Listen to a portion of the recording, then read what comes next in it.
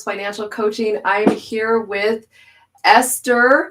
And last year I did, I think, 4 or 5 interviews with some women for Women's History Month. And I wanted to continue that and talk with women who are making history, because we need to talk about them too, right? Yeah. And women that empower other women. And so I was looking at the women in my life, and Esther was one of those people I wanted to bring on and share with you guys. She has a really cool story. So this is Esther. How do you say your last name? Kalande. Kalande. Okay. Kalande, yeah. Kalande from Eneya Accounting. Did I say that right? Yes, you said Awesome. it perfectly Okay. right. Okay. Well, welcome. We are so happy to have you. So I wanted to give you a chance to kind of share your story with other people because I thought it was really cool. Okay, so hi everyone. Hands down and say my name is Esther Kalande, and I am originally from the Congo, the Democratic Republic of the Congo in Central Africa, and I came in here in 2012. So I was not speaking a word of English. So initially I came here for school, and that was like the beginning of a very beautiful journey, right? So beside from the time frame from me learning the language, learning how to speak English, and then after that going to college, get my degree, get the works experience, and then finding my purpose into accounting, which is what I'm doing right now. It was just amazing. It was kind of like a roller coaster, but I'm so grateful. I'm so grateful that I figured out my purpose. I'm really grateful for the amazing people that I've met along the way, and I'm very much excited for what's to come. So, and just a little background about my studies, right? So when I went to college, I studied accounting, and then I just realized how much I was passionate about it. But I want to more focus on like the operation side of accounting instead of like the compliance side, right? So when I landed my first full-time job, I was mostly doing bookkeeping and tax consulting, right? And I loved more bookkeeping, and I decided, okay, this is a career that I want to pursue. So after about like 3 years in work experience, I decided to go on my own, get certified with QuickBooks, and here I am, 2 years into my own business, and I loved it. That is so cool. I love those kind of stories. And not many people say they're passionate about accounting or bookkeeping. So, or even numbers in general, right? Most people are scared of those things. So it's so cool that it really does take someone that's passionate about it to trust. People that are just kind of running numbers and doing their thing, you're just like, ooh. But when you have this passion about it, it kind of changes things. It's like when someone cooks, you can tell when they love it and there's passion in it versus if there isn't. Right? I don't know about you, but I find that I'm like, so you became a bookkeeper. So what did you do before that? What were you doing before that? Kind of give us your journey, like before becoming a bookkeeper. Okay, before becoming a bookkeeper, I was a tax consultant and accounting consultant. So technically, I was working like in a CPA firm, and then I was doing mostly like tax consulting. But when I say tax consulting, I was more like in the compliance side, like filing taxes for business. And some of the clients that we had were non-filers. I don't know if you are familiar with non-filers. These are like people who have been in business for a really long time, but they never file their taxes at all, right? And before we get them to file their taxes, they need to do bookkeeping, right? So that's when like bookkeeping came into play, right? I was more like in the tax compliance, and then sometimes when they don't have anybody to work on bookkeeping, they will assign me some bookkeeping work to do. Like, hey, Esther, can you go ahead and do bookkeeping for this client because we need the financial to actually prepare the tax return. So that's when I met. I started working with QuickBooks. The first QuickBooks that I worked on was QuickBooks Desktop, right? It's completely different with QuickBooks Online, and then it was just like that giant robot that I was trying to figure out. You know, when they tell you to do something, and sometimes they just like explain it to you, and most of the thing when you are doing the work, you have to figure it out. You have to figure out some shortcuts, and I just realized I remember like sitting on my desk trying to figure out like how to classify things, how to work on it, how to generate report, how to customize report, and I literally told myself that was like my smaller voice. This is something I can do for a living. You know, Yeah. I really say that to myself, but it wasn't until like later on, right? When I stopped working for that CPA firm, I was hired by like a bookkeeping firm now, and that lady taught me everything I need to know about bookkeeping. She also trained on how to use QuickBooks Online because I had no idea what was QuickBooks Online. I just knew QuickBooks Desktop, but I didn't know what was QuickBooks Online. And then on her hand, she was not doing taxes at all. She was just focused on bookkeeping. So you can imagine like the time, like the kind of work that we were doing. And the most like tedious one were cleanup, right? When someone had like some very, very messy books, right? And now they're like in the middle of like a lawsuit, or there's some like legal stuff that they need to present like their books for, and now they hire like a professional bookkeeper to go ahead and make it clean. So we do our magic, right? We work on it from scratch. We literally like build the books, right?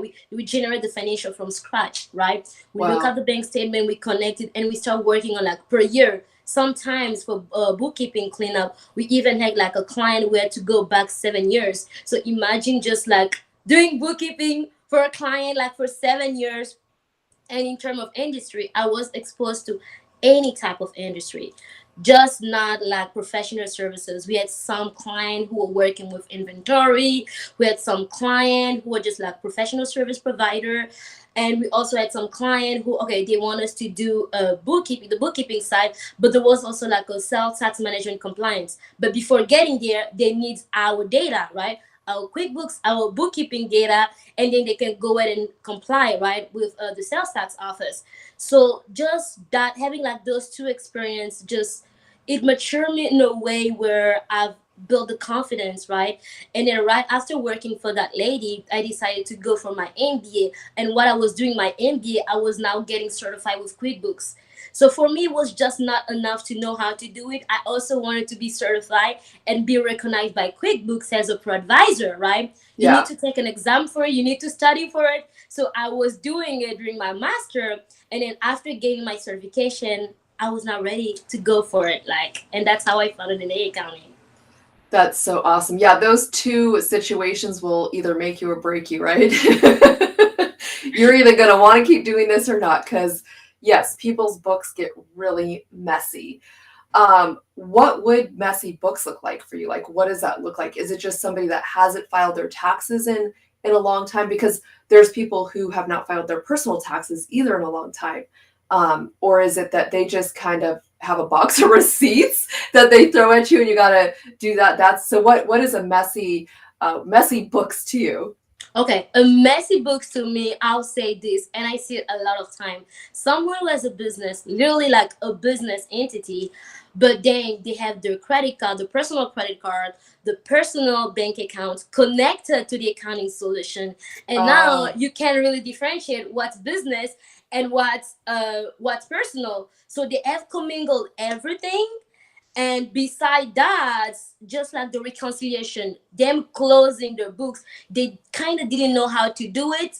So they do it like in an improper way. And it's just like having all these things commingle. And now they give it to you. They're like, oh, go ahead and take it, handle it. And when you look at it, you're like, okay, okay, okay. Like, wait a minute, wait a minute. You know, sometimes someone will tell you, hey, I have a business, and I ask like how many bank accounts do you have like for your business? They'll tell you they have one bank account for the business, but when you look at the accounting solution, you have like four bank accounts connected. That's a messy book because oh my all those three goodness. are personal, and the only one is like business. And they told you they had one, but when you look at the accounting data, that's not what it's saying. That's messy because you now have to remove what's not supposed to be there. And sometimes he's like just the crazy thing. Sometimes they use the personal account to pay for business. So it's not as if you gotta remove everything. Now you have to pick what's supposed to say stay and what's not supposed to say, and that's super messy. Super messy. That is That, messy. Okay. that's messy. So if any of you guys are doing that, you got messy books and you need to have Esther fix them for you. So do you have like a niche? Is there like people you love to work with, an industry? What are is like your favorite people? So over the years, right? Over the years, I've been trying to stay away from clients who want me to manage their inventory, right? So when I talk about a niche, right, I see more professional service providers, right? Those who don't deal with inventory. I look at businesses in the legal industry. I look at marketing agencies, because most of the time they do marketing and they don't have like any inventory involved to it. And I also looked at real estate investors. Let me say that when we talk about real estate, we see properties, right? Someone will be like, "Oh, but these are kind of like inventory." No, it's not inventory. These are assets. It's very much different from like managing inventory. So when you talk about a specific niche, I will tell you marketing, I'll tell you legal service, I'll tell you financial services, and I'll tell you like real estate investors.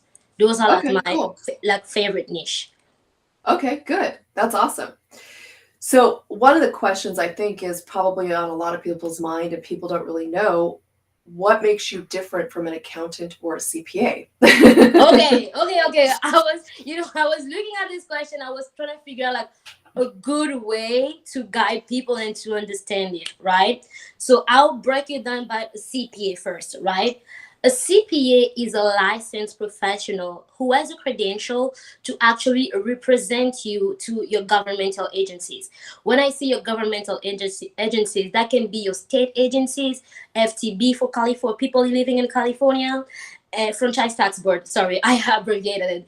And they can also represent you in front of the IRS because they have the credential, right? And they have like all the license required for it. That's a CPA. And again, it's totally up to the CPA to know to figure out what they want to focus on. But just so you know, a CPA can represent you. When the IRS is sending you a letter, say like, "Hey, you're getting audited," right? The CPA has a credential to take that letter and start responding to the IRS on your behalf, right? That's Yeah. not something that just a simple accountant can do, right? But now, when we now talk about an accountant, right? An accountant is more like a in-house compliance agent for your business, and I'll explain to you what's an in-house compliance mean, right?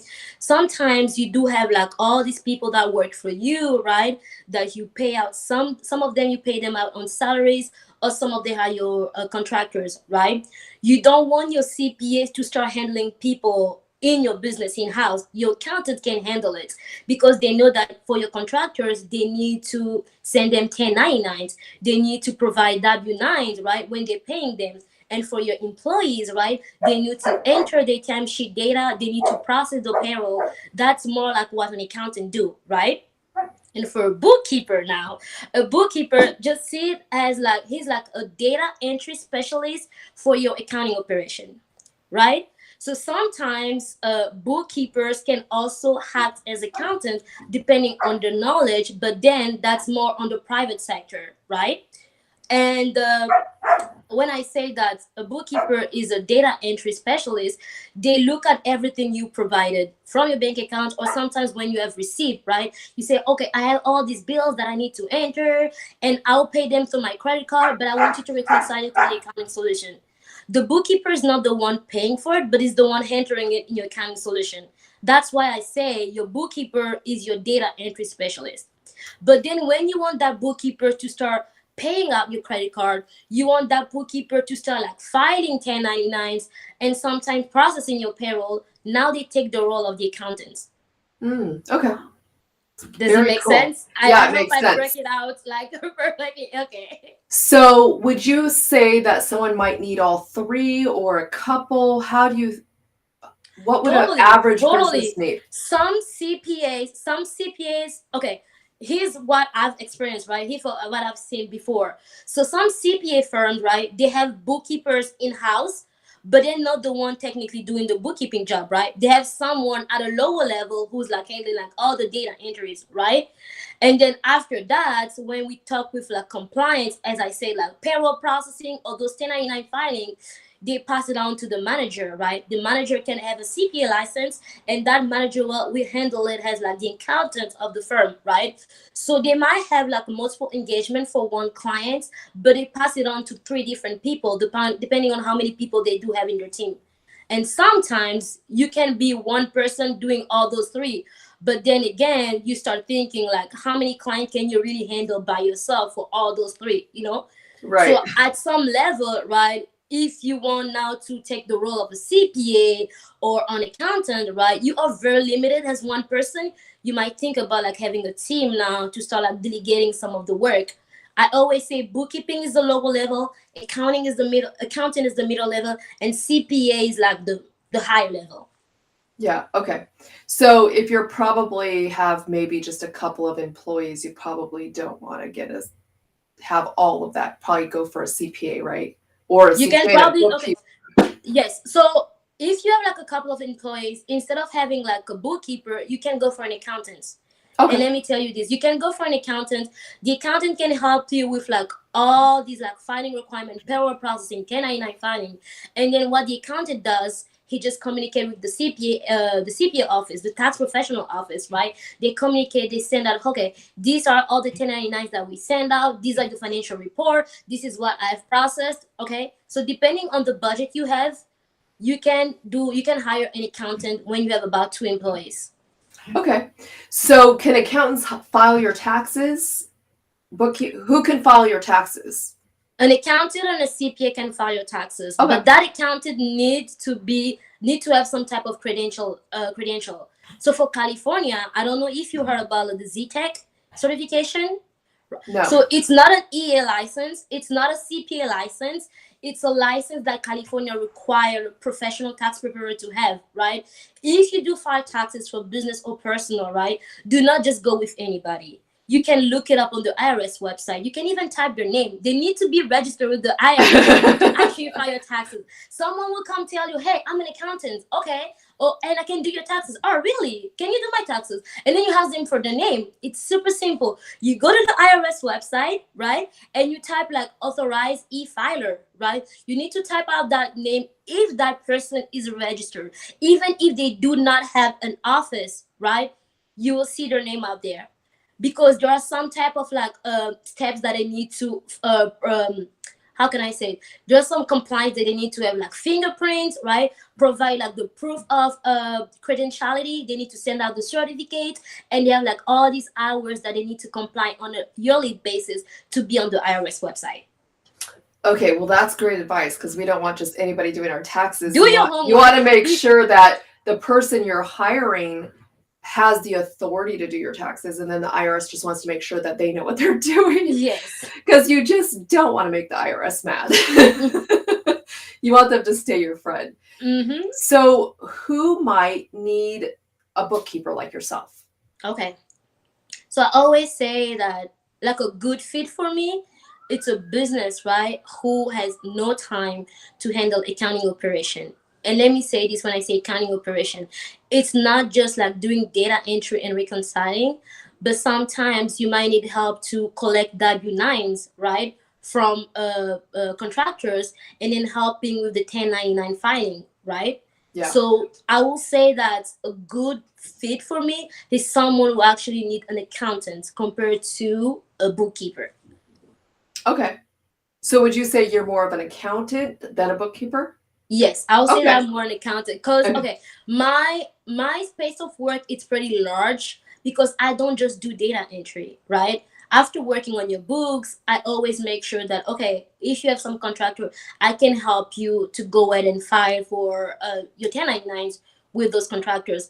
I can also assist you in processing your payroll on a monthly basis. So it's something that I also do besides just like doing the data entry. So I would Okay. say I'm more an accountant than a bookkeeper. Okay. Okay.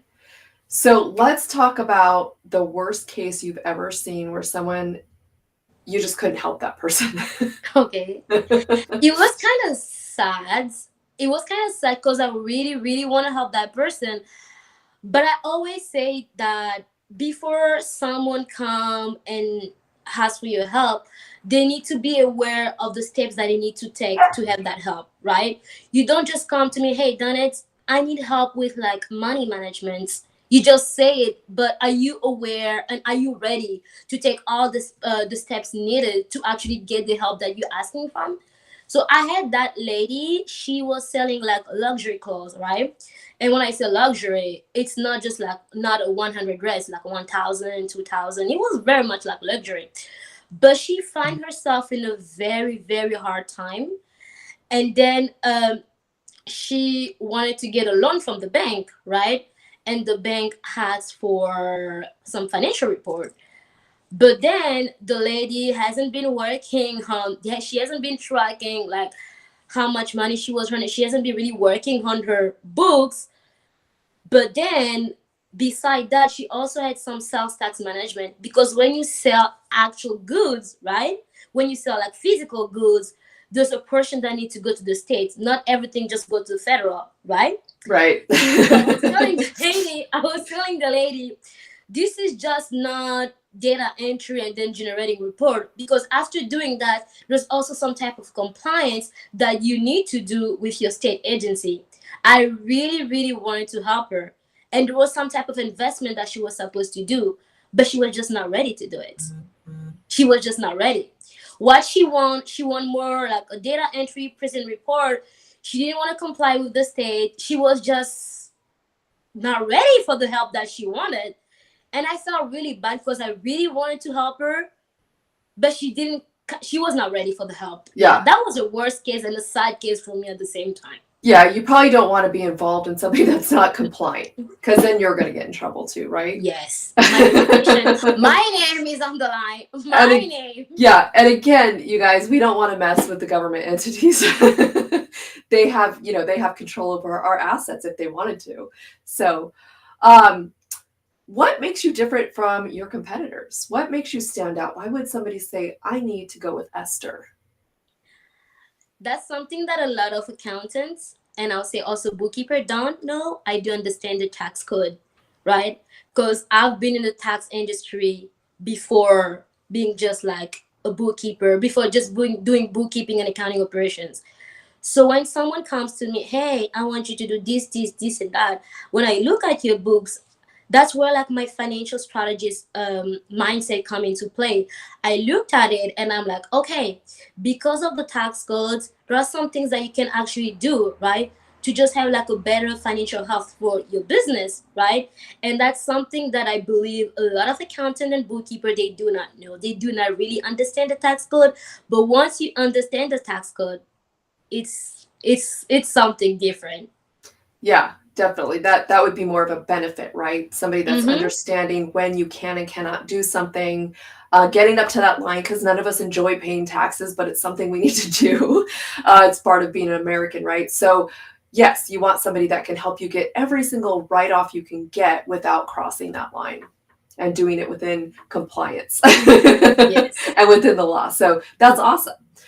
So we obviously have tax season upon us, and business, well, corporations have to file their taxes here in a few days, unless they filed extension. And then we have, of course, April 15th, or what is it this month? I think it's not the 15th, right?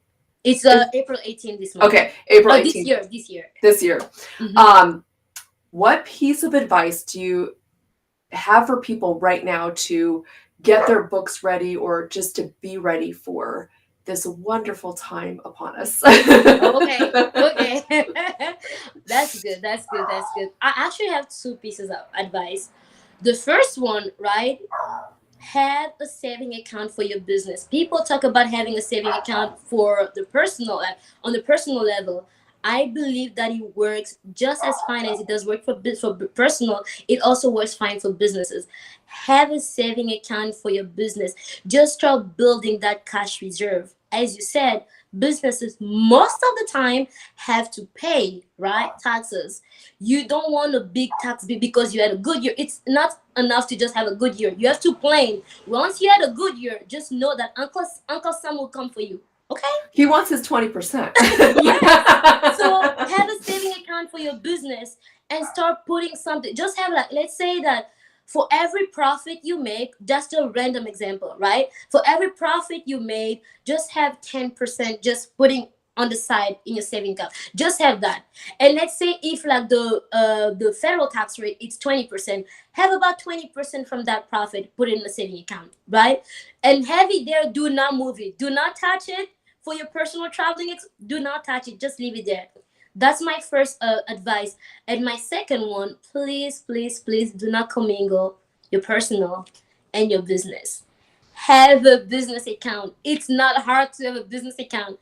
If you have your EIN number, if you have your statement of operation, if you have like everything that you actually needed, they send it to you when you create your entity. Please go ahead and have a what was I saying? I kind of lost myself. Oh Okay, goodness. we were Go talking ahead and have about a business not account. commingling Go ahead our. and have a business account. Okay, please. And I am telling you, like, from the bottom of my heart, do not commingle it. Have a business account, and that will protect you in so many ways. You know, sometimes we believe that we always smart, we always making the good choices.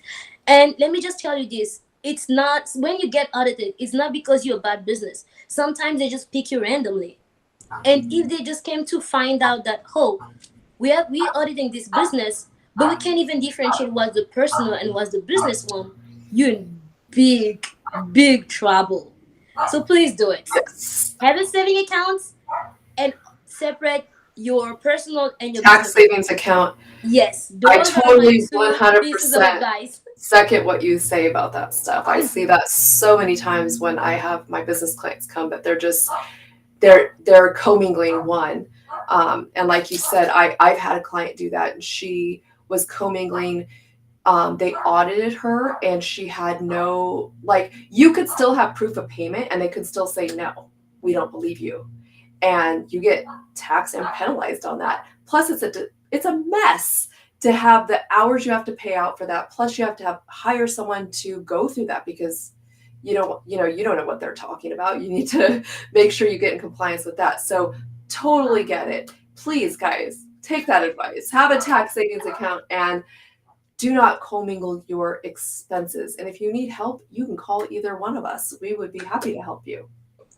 So, for those that need someone like you, an accountant and bookkeeper, how can they reach you? So I have a website, and I can also type it. It's www.eneyaaccounting.com, right? Usually for the initial consultation, it's totally free. You can go ahead and schedule a call with me. So I'll just discuss your business, know what you do, right? And I want to know also how you want me to help you. And then after the initial consultation, if we decide to go, I will send you out a proposal, and then we can get it going. So that's it's super easy. It's on my website. You can schedule a call anytime, and it's free. That's awesome. And I know there's a little chat, so go ahead and put that in there. Okay, let me put that right now. And while you're doing that, I just want to thank you again for being here, and I appreciate you taking the time to come on and tell us your story and share a little bit about what you do and how you help people. And um, I just appreciate you, and I want you to know that. Thank you so much, Danny. Thank you so much. Thank you so much. You're I feel welcome. really blessed actually to have met you, and I'll see you Oh, tomorrow. I'll see you tomorrow too. All right. Have a great day. Thank you, everyone. You too have a great day. Bye, guys.